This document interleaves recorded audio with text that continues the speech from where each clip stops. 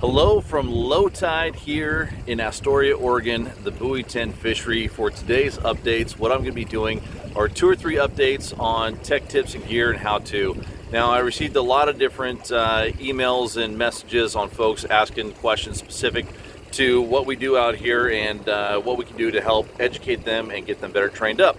And one of the ones that came through, the one that we're going to be doing for this specific update, is on boat setup and how my boat is personally set up to be successful down here in Astoria. But first, there's been a lot of talk about sandbars, and if you look right behind me right there,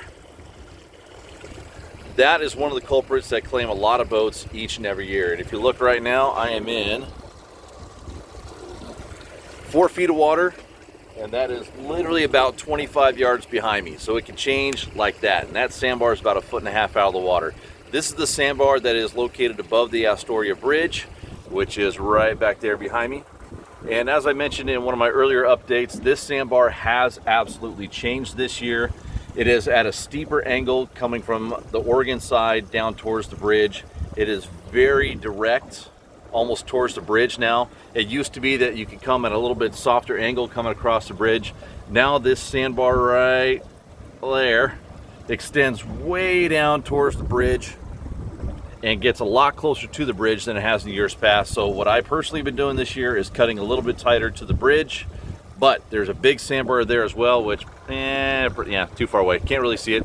There's a big sandbar there right above the bridge as well, and you need to be careful. So stay at least 300 yards away from the bridge, but instead of going a big loop up and around, you're going to be cutting a little bit tighter to the bridge, so it's staying at least 300 yards away when you make that first turn from the Oregon side as you start to cross. So moving on from that, but full disclaimer, don't go fast. If you're not familiar with the area, slow down, make sure you're being safe, because that can get you in a hurry. Okay, let's get on to boat stuff. Start at the top and work our way on back. So up at the bow, now we're not going to be doing much anchoring, but up at the bow I have, if I can get down here.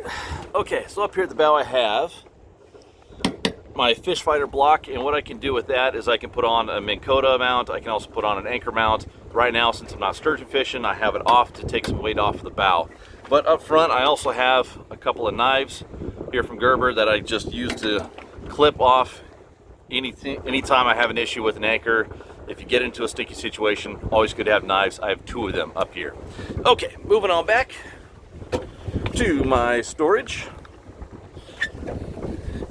Right here in my first locker, I have all of my safety equipment. So I have my life jackets, I have my inflatables, I have my flares, first aid kits, everything else is located right there, easy access. For the seats, these are Smooth Moves. Let's see if I can get it down there. There you go. These are Smooth Move seats, and what they are designed to do is, when it gets really bumpy, especially up here in the bow seats, they are shocks, so it makes it really nice and comfortable. Let's see, keep on moving back. Oh yeah, cool. So these are something that I found at iCast here a couple years ago, and I've been really happy with them. They're called tackle webs. The guys on the East Coast use them a lot, and I started using them here because we need storage on the boat, but I don't like having aluminum on everything. So let's check them out. See if I can see this here. Okay, so these tackle webs, this is where guys can put their cell phones or wallets, whatever they need. And then right next to that is my cup holder. And I have one of these back at my station as well for my own water bottle too. And again, they're soft-sided, which is really nice. So that way you can just, not when you're bumping into it, you're not tripping over an aluminum cup holder. Next is the Fish Fighter tackle tenders. These things are sweet. Last year I was using these little rubber band ties that I found at Fred Meyer. This year Fish Fighter came out with these tackle tenders to go with their QRS system and their rod extensions, and I'll show those to you here right now. See if I can see it. There we go. So the tackle tender baits go into this little tray. I have scissors at every station just in case we need to cut lines or leaders, and you have your weight dish right there that can fit up to 24 ounces, and then also your actual rod tender. There it is, and it just clips in and out, A lot easier when I'm standing up. Let's see if I can do this here. There you go. Just clips in and out. Real nice and easy. A lot easier when I'm standing up. Okay. There is the rod extension. You guys have seen a lot of those before. I really like these ones because they have the stanchion down below. This is a little bit of extra support for when those giant 80-pound kings hit, right? Yeah, no, not the case. Maybe 15-pounder. Okay, keep on coming back to the center console.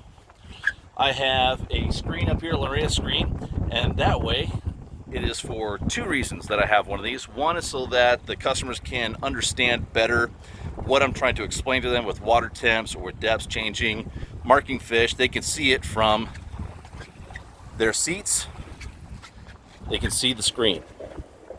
And the second, and this is definitely my own personal preference, it keeps folks out of coming back here and behind when I'm trying to drive and trying to keep everyone safe. So twofold, having the screen up front, you guys can see it better, and for me, it keeps me in my little office space a little bit more comfortable. Okay, moving on back. Oh yeah, actually, I still got this set up from yesterday from when we were cutting fish, but with that Fish Fighter quick release system, you can actually use one of their fillet tables, and that's what this guy is here. Come down, take a look. So I have my tackle tender here, which this section used to have the rod extension in it, but just by unclipping these little plungers right there, you just unclip that little plunger, and then this section will pop out, and you can put back your rod extension into it, and you drop in your fillet table, a couple filleted fish mats, real slick and easy, and it's all on a rail, so that way you can slide it up and down to whatever position you need for the customers you have that day or the people that you have in your boat, so you can adjust your rod positions. Cool. All right, back to the other side where all the magic happens. There we go. So here's the office. I have a screen up here for myself, and down here, this is, right now I got the motors running, so on this screen I have all of my motor info. But when I'm trolling, I not only have my navigation, but I also have my medium chirp going, and I can switch this one up to either sonar, and on that one I run 200 kilohertz, or if I'm in shallower water, 20 foot of water or less, then I can actually switch it over to side scan. And there's my side scan. That way I can look left and right and try and figure out what travel lanes the fish are taking. Next is my autopilot and my controls. This is my port and starboard shifter, so into forward and reverse. This is my port and starboard throttle. And then for my kicker, shifter and throttle as well.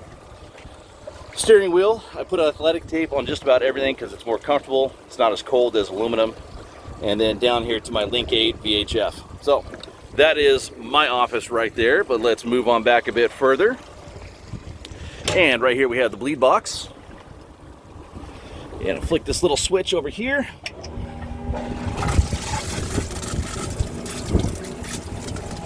And we can bleed the fish, get them all nice and clean. Once they get all cleaned up, I put them back here into the Wilderness Pack Specialties bag. There we go. And that keeps them all nice and cold throughout the day when it does get a little bit warmer in the afternoon. For power on the back here, I have my twin 150 horse Mercs with 15 horse kicker, and I have them all tie rodded up together. That way I can control everything right here from the steering wheel. I don't have to reach back and grab a tiller. I can just run everything right there from the center console. And then finally on the back here, I mentioned those knives up front. I also have a knife back here as well. And the reason why it actually saved me and my crew, maybe it was deadly, maybe it wasn't, but God's honest truth is we hit a crab pot out in the ocean on a really rough day. You couldn't hardly see anything, and it went into my port motor. I had to control the boat in that fast current, plus the wind, plus the ocean and the swell, and had to maneuver the boat in a position so that way I could keep everyone safe, keep us from coming tight, and the back end grabbing that current and sucking us down. And what I was able to do is create just enough tension to use that knife and cut it off really quickly when I trimmed the motor up. So always good to have knives, and this little guy here is designed specifically for that application. If I can get it out of the sheath, there we go. Specifically for that application. Cutting ropes, which is 9 times out of 10 our problem.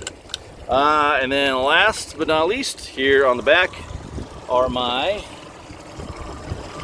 rocket launchers, and these are for the nets.